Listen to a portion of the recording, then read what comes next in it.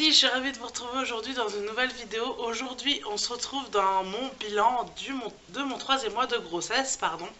Donc, à l'heure où je vous filme cette vidéo, je suis rentrée dans mon quatrième mois il y a 2 jours, donc dans ma 14e semaine. Et ce 3 mois de grossesse, j'ai plein de choses à vous dire. Autant des choses pour moi, qui concernent mon corps, autant des choses qui concernent deuxième bébé, et des choses qui concernent premier bébé, parce que oui, il y a eu des petites choses pendant ce troisième mois de grossesse par rapport à ma première puce. Tout d'abord, on va commencer. Je vous souhaite encore une fois une bonne année.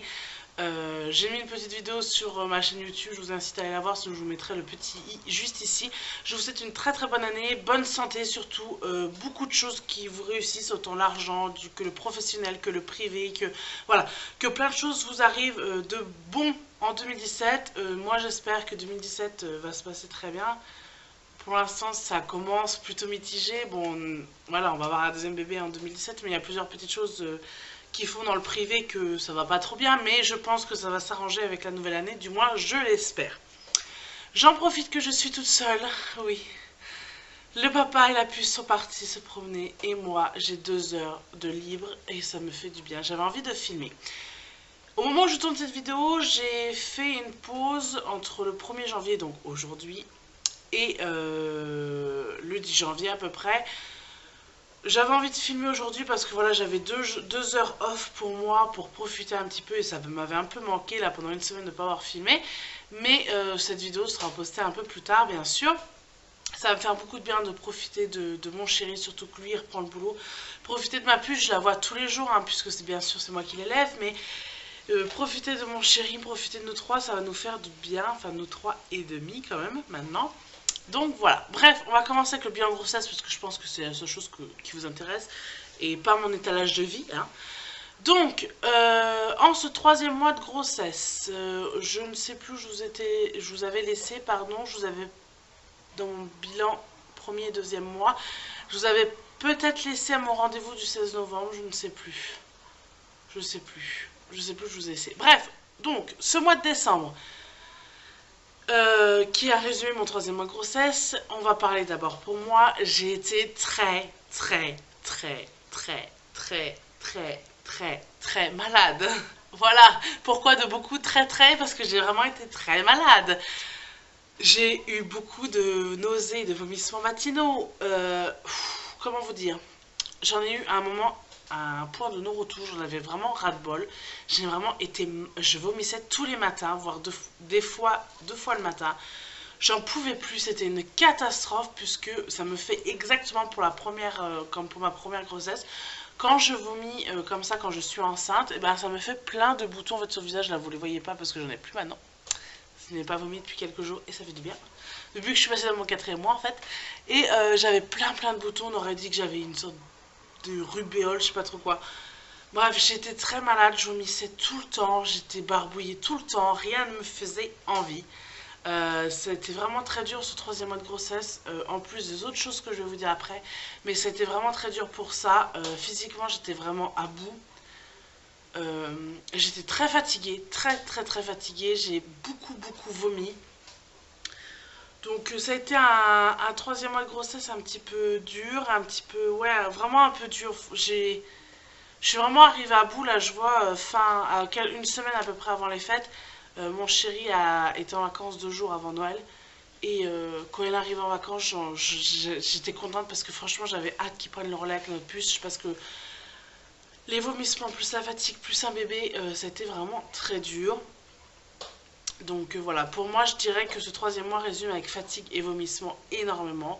J'espère que mon quatrième mois ne sera pas comme ça, mais vraiment, vraiment très mal. Et en plus de ça, entre Noël et jour de l'an, on a eu la chance de choper la gastro. Donc je me suis tapé 3 jours de vomito non-stop. Voilà. J'en ai beaucoup souffert et le bébé un petit peu aussi parce que j'ai vraiment ressenti que j'étais vraiment pas bien. Et ouais, c'était horrible, hein. Surtout que quand vous êtes enceinte, vous ne pouvez pratiquement rien prendre en médicaments, donc ça c'est le top. Mais voilà, j'ai vraiment été très mal, j'étais malade vraiment tout mon troisième mois, plus après la gastro, donc je vous explique pas que j'étais un peu en overdose de vomito. Pour bébé, eh ben, j'ai pris beaucoup de ventre. D'un seul coup, mon 3e mois, j'ai commencé à avoir beaucoup plus de ventre que pour ma première puce. Que pour ma puce du moins, puisque pour ma princesse, mon ventre est sorti, j'étais à 6 mois, 6 mois et demi. Avant, on ne voyait absolument pas que j'étais enceinte. Là maintenant, on voit un ventre bien rond, bien dur. Il commence vraiment à plus s'arrondir. On voit vraiment un peu plus. Mes proches le voyaient un peu plus. On m'a déjà fait la remarque. Donc ça me fait très très plaisir. Parce que pour ma fille, pour ma première grossesse, j'en avais beaucoup souffert. Qu'on voyait pas trop que j'étais enceinte. Donc du coup, voilà. Donc bébé pousse bien. On a fait l'échographie au mois de décembre. Donc une semaine avant Noël. Où tout va bien, donc on a pu faire une petite échographie, on l'a encore vu, on a encore entendu son petit cœur battre, et donc du coup en fait on l'a vu mais de dos, puisque malheureusement la sage-femme avait beau le bouger dans tous les sens, donc je dis le pour dire le bébé, hein, on ne sait pas encore si c'est un garçon ou une fille, donc elle avait beau le bouger dans tous les sens, il n'a voulu absolument pas se tourner, donc en fait on a vu son dos, son crâne, et on a vu ses jambes avec ses petits pieds, donc on voyait qu'il bougeait un petit peu, qu'il barbotait un petit peu.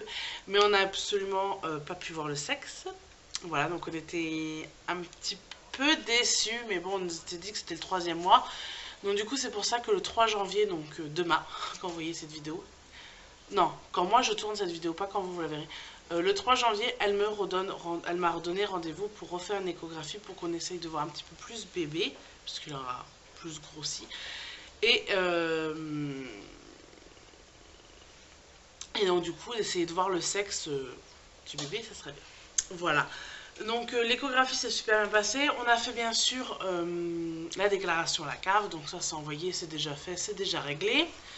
Qu'est-ce qu'on a fait d'autre? Donc on a fait, elle m'a fait faire plusieurs prises de sang avec plusieurs choses. Donc pour la glycémie, la toxoplasmose, donc je suis toujours pas immunisée pour la toxo comme pour ma première fille.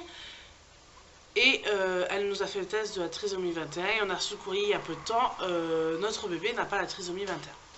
Donc voilà, et donc du coup elle m'a fait plusieurs tests sanguins pour voir si ça allait tout bien. Donc j'ai reçu les résultats par courrier, ça a l'air d'aller, mais je vais demander qu'on regarde ça encore ensemble pour qu'elle me confirme ça, parce que je suis pas médecin ni infirmière, mais du compte rendu, tout est très bon.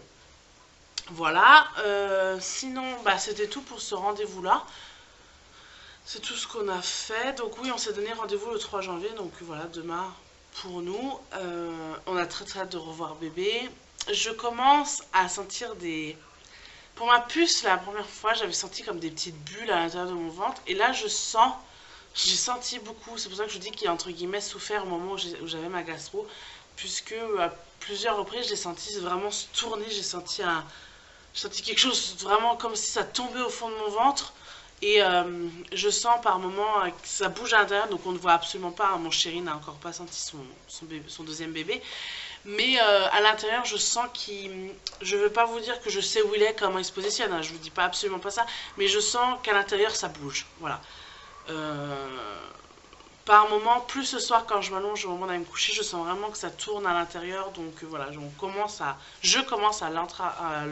pour mon plus grand bonheur, hein, je suis hyper contente de commencer un peu à sentir bouger à l'intérieur. Donc voilà, mon chéri a très hâte de le sentir bouger, vraiment très hâte. Il a très hâte de savoir le sexe, il a très hâte de le sentir bouger.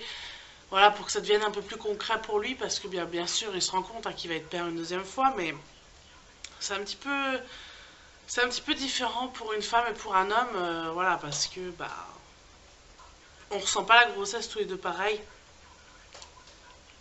Moi, je le sens par mon corps qui se transforme, voilà, par mes vomissements, par tout ça. Je sens qu'à l'intérieur ça bouge, donc je sens que je vais être maman une deuxième fois. Je sens qu'il y a quelque chose qui se passe dans mon corps, mais pour lui, c'est un petit peu plus différent. Par contre, j'ai le ventre très dur. Il faut que j'en parle absolument à ma sage-femme parce que là, je n'en ai parlé la dernière fois. Elle m'a dit qu'il fallait qu'on vérifie un peu, qu'on fasse un peu un monitoring. Mais j'ai vraiment le ventre très dur, donc qui se contracte énormément. Donc voilà, c'est à vérifier, à surveiller. Et quand je l'ai vue, elle m'a préconisé beaucoup de repos, puisque si ça se passe comme ma puce, à 4 mois et demi, 5 mois, j'avais des contractions. Donc on va se reposer. Donc je vous ai parlé de moi, je vous ai parlé de bébé, je vous ai un peu parlé de comment papa ressentait ce mois-ci, et on va parler de notre première puce. Oula, ce troisième mois a été très compliqué. Alors, je vous en parle tout simplement pas pour me plaindre du tout, absolument pas. Je vous en parle parce que peut-être que vous avez été dans le même cas que moi, peut-être que vous avez des conseils, peut-être que moi j'ai des conseils à vous apporter, peut-être que vous êtes future maman et que vous avez déjà un premier enfant et que ça se passe un peu comme ça et que ça peut vous rassurer en vous disant il n'existe pas que le vôtre dans le monde. Donc quand on a annoncé que Julia... Enfin, qu'on attendait un deuxième enfant, on en a parlé à Julia en lui disant il y a un bébé dans le ventre de maman, machin. À travers des livres, on a acheté des livres et on avait trouvé des livres à la bibliothèque où maman attend un deuxième bébé, tout ça. Et en fait, on a eu une période de 3 semaines, je vais vous dire, pendant ce troisième mois où Julia nous a fait un peu la vie dans le sens où à partir du moment où je pense qu'elle a compris qu'il se passait quelque chose, parce que les enfants le sentent, hein, qu'il se passe quelque chose, à partir du moment où elle a compris qu'il se passait quelque chose, qu'elle n'allait peut-être plus être seule ou quoi, elle nous a fait un refus d'autorité totale. Nous sommes allés voir un pédiatre qui nous a confirmé que c'était ça. On pensait que c'était voilà, lié à la grossesse et il nous a confirmé que c'était bien lié à la grossesse. Elle nous a fait un refus d'autorité totale. Et comment vous dire que ça a été très dur à vivre, puisqu'elle ne voulait plus manger, elle ne voulait plus dormir, elle ne voulait plus qu'on lui change la couche, elle ne voulait plus qu'on la lave, elle ne voulait plus qu'on la prenne dans les bras. Elle refusait tout ce qu'on voulait faire avec elle. C'était des pleurs toute la journée, des pleurs toute la nuit, puisqu'elle se réveillait toutes les nuits en m'appelant. La nuit, j'avais le droit à ce que je la prenne dans les bras. Elle voulait absolument que je passe mes nuits, en fait, qu'elle soit collée à moi. Et elle rejetait un peu son père. Mais par contre, moi, j'avais quand même encore... j'avais encore des contacts avec elle, puisqu'elle voulait énormément être contre moi. Elle voulait passer sa vie, en fait, voilà, le câlin sur moi. Et dès que je la posais, c'était des pleurs, des cris, des hurlements, des... Je veux dire, je voulais jouer, son père ou moi voulait jouer avec elle, elle balançait les jouets. On la mettait au bain, elle pleurait. On voulait la coucher, elle pleurait. Elle a refusé d'aller dans son réhausseur. Elle voulait plus qu'on lui change la couche, c'était des hurlements. Elle voulait plus aller sur la table allongée. On avait commencé la propreté, ça commençait tout doucement. Elle avait pris l'habitude d'aller sur le pot le matin, le midi, avant la sieste et le soir. Elle a refusé totalement le pot, c'était des pleurs, des hurlements, c'était vraiment très dur. Du coup, on a eu une période vraiment très compliquée. On s'est beaucoup remis en question avec mon chéri par rapport à ça, par rapport au fait de notre statut d'être parents, mais aussi au statut d'avoir un deuxième enfant. J'ai pensé à plusieurs choses qu'on n'a pas faites, mais que voilà, j'ai vraiment réfléchi. Je me suis dit, est-ce que ça vaut le coup d'avoir un deuxième enfant si ma fille est malheureuse? Après, on s'est dit que voilà, on n'allait pas arrêter de fonder une famille parce que notre fille ne l'acceptait pas. Donc quand on a été voir le pédiatre, il nous a rassurés en disant que ça arrive très souvent chez les jeunes enfants, pardon. Et comme Julia est très fusionnelle avec nous, je veux dire, on la laisse jamais à quelqu'un, même pas une heure chez ses grands-parents.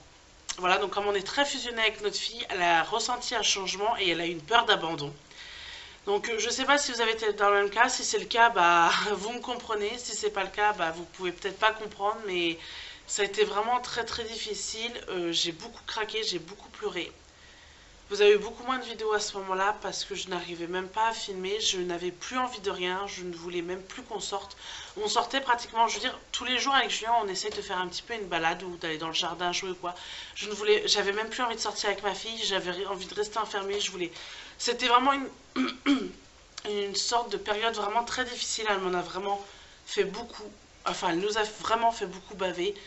On peut pas croire, mais un petit bout de 21 mois... C'était vraiment très dur. C'est passé maintenant, avec le temps, il a bien fallu 3 semaines. Hein. C'est passé, il arrive à des stades où... comment vous dire?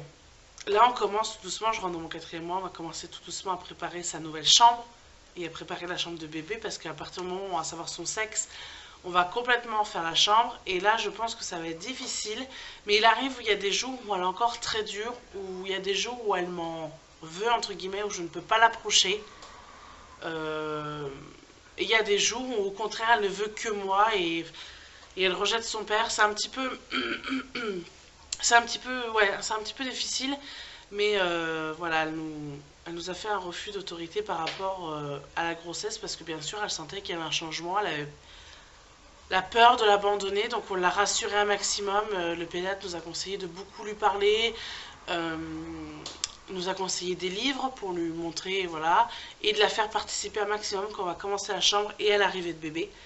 Donc voilà, on l'a énormément rassurée en disant qu'on l'aimait, que voilà, pas parce que bébé va arriver qu'on va l'abandonner, au contraire, on les aimera tous les deux autant et pareil. Mais voilà, c'était une période très difficile qui a fait partie de mon 3e mois et que ça a été très dur. Voilà, je voulais partager ça avec vous. Si vous avez été dans le même cas, dites-moi ça en commentaire. Et quelles ont été vos astuces pour que ça aille mieux.